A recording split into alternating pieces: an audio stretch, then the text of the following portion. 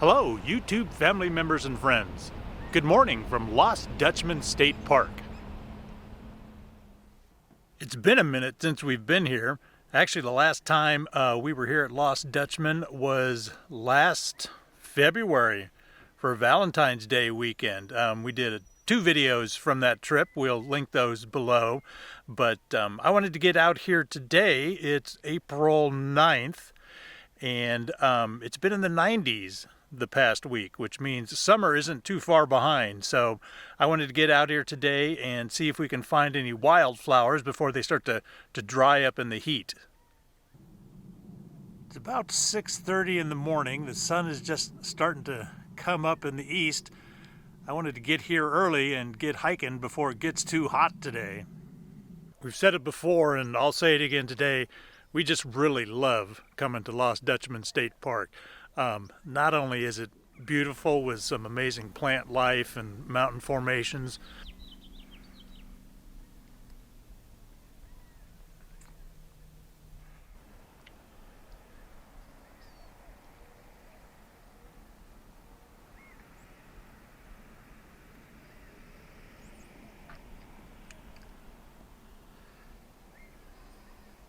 but it's really close to the house. It's only about a 30-minute drive, so we can bip out here whenever we get a chance and take in some of God's desert beauty. We just love it here.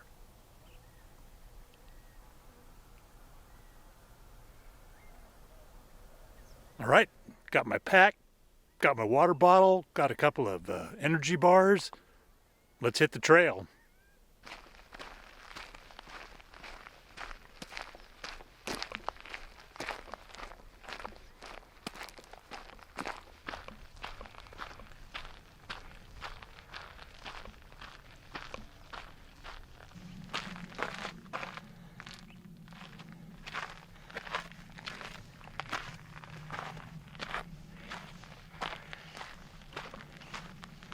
There's quite an extensive system of trails here in the park.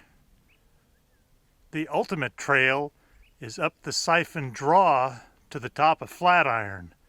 I will not be doing that today. I think I'm going to go along Treasure Loop and head up across the big meadow that sits at the face of the mountain.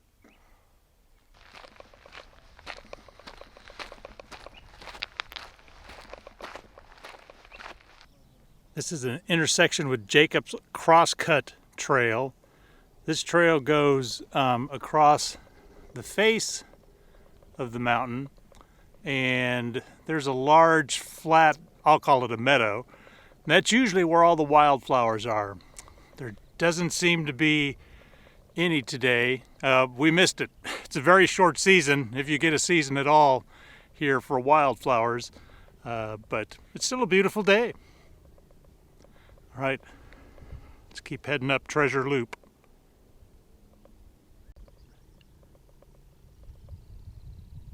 It's another great thing about the trails here at Lost Dutchman is that a number of them are combination trails where you can have horses and bikes and hikers.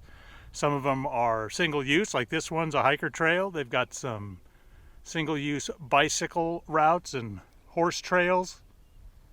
A little bit of something for everybody here. Yep, as you can see, the wildflowers have already started to dry up. Every once in a while you see a little bush like this, but most of the vibrant colors are done for the season. As you get higher up the trail, closer to the mountain, you can get some good views of the valley down below. Phoenix is about 30 miles west of here, and you can't really see it, but you get quite a good bit of elevation gain on this trail. To the northeast of us here are the Superstition Mountains, which includes one of the most iconic landmarks here in the Phoenix Valley, Four Peaks. All right, elevation gain is picking up a little bit here.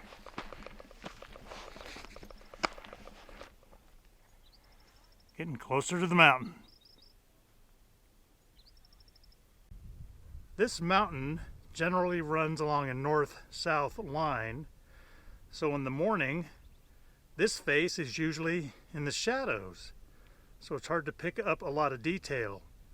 But in the afternoon, as the sun comes across into the west, especially at sunset, this is beautiful. You can see the parking lot right about there.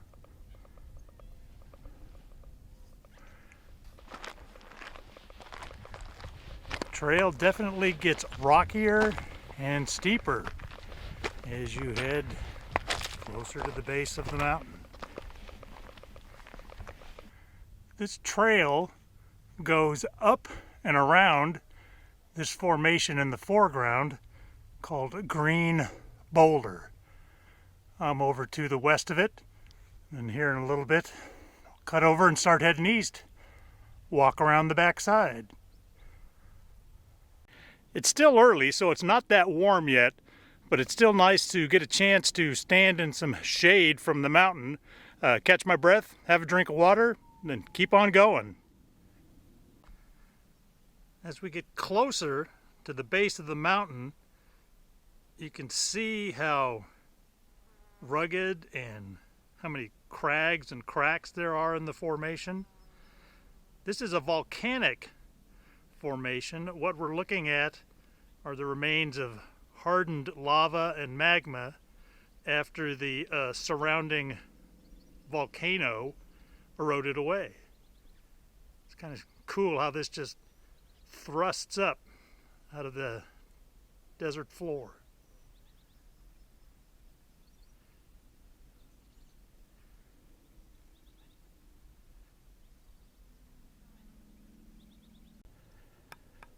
Not gonna lie, that stretch of trail was pretty tough. Some big steps up as we got some gain in elevation to come around Green Boulder.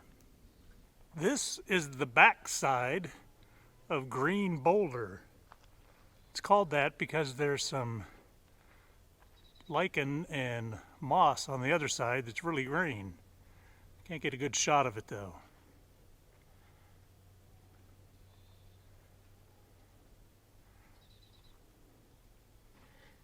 This is a shot of the same kind of stuff that's on the front of Green Boulder, just here on some smaller rocks. And yes, it does grow on the north side of the boulders.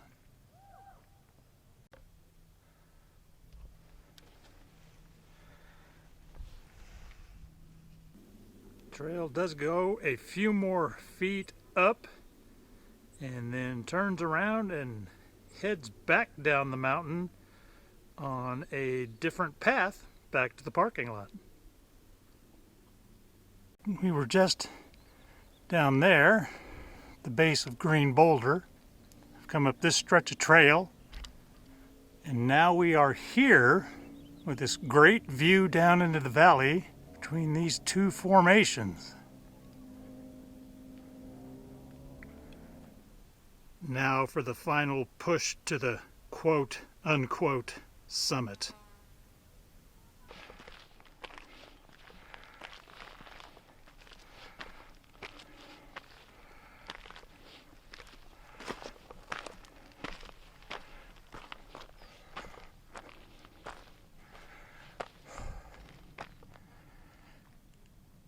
I've made it.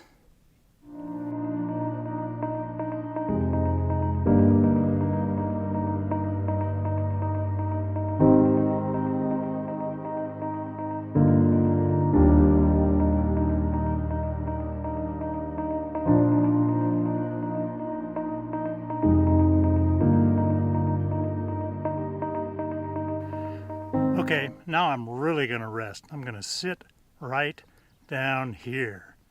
Take in this view. Well, the hike up was a workout. It wasn't that tough. There were a few challenging spots where I had to put my camera back in the bag and use my hands to climb up some of those steps. But all in all, the trip up was pretty good.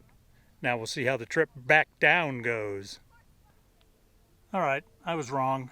This isn't quite the summit of the Treasure Loop Trail.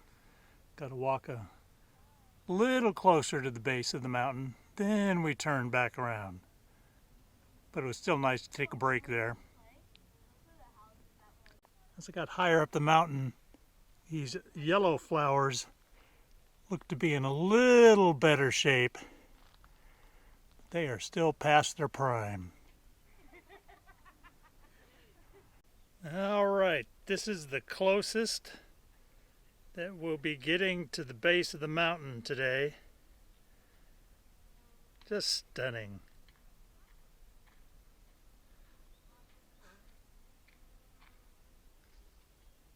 All right, now I start heading back down.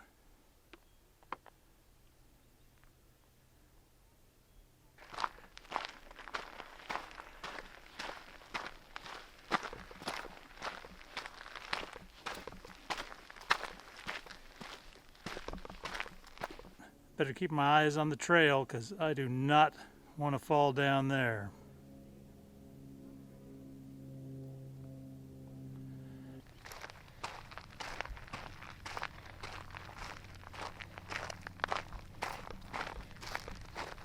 As we come down the trail, on the other side of the boulders, you can get a better view of the front side of them.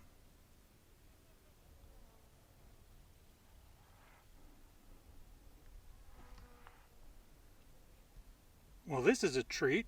We may not have seen any wildflowers, but I did not expect to see any cactus flowers blooming yet.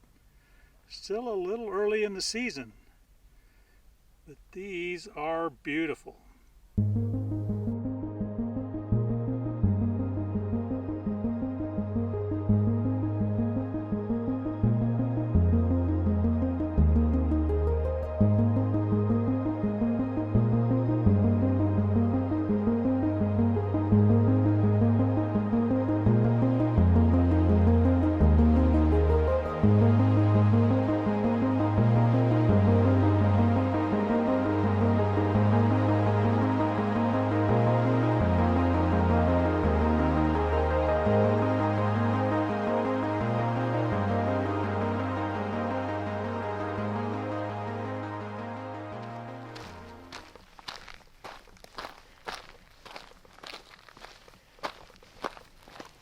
Here are some more cactus blooms. But these are yellow.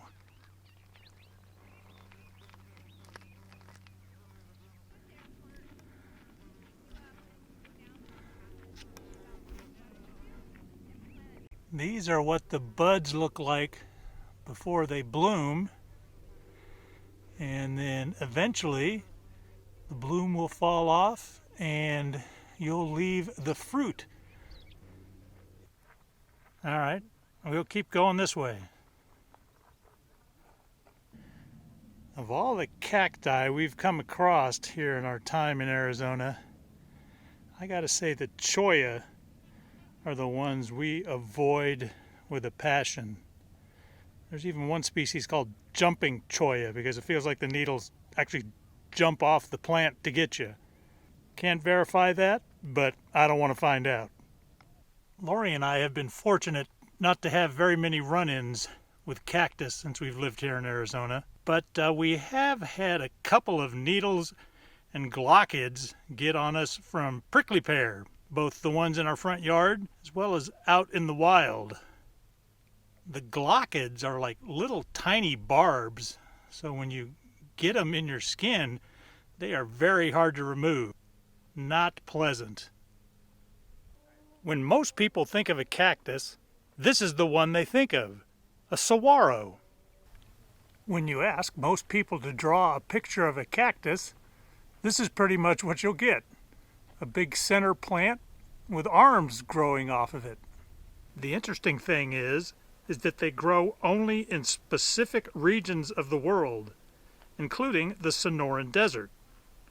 That includes the Phoenix area, Tucson, and then south into northern Mexico. They also grow at specific elevations, so you don't see them all over the place. We love that where we live, we get to see them almost every day. Lori and I took a trip to Saguaro National Monument a while back and had a great time. We'll link to that video below. This is another interesting succulent variety that lives here called the ocotillo.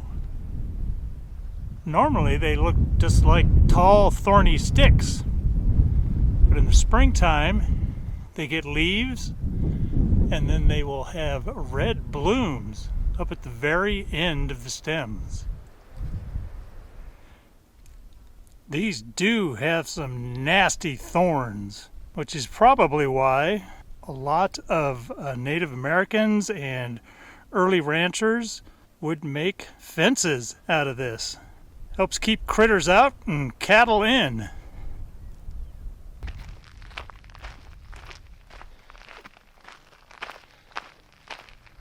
This is a marker for one of the bicycle-only trails.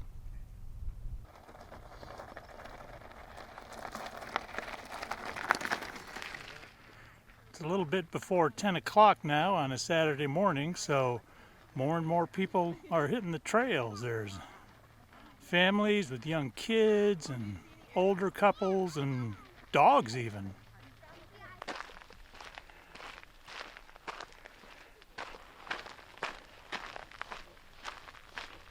All right, through the stile and over to the parking lot.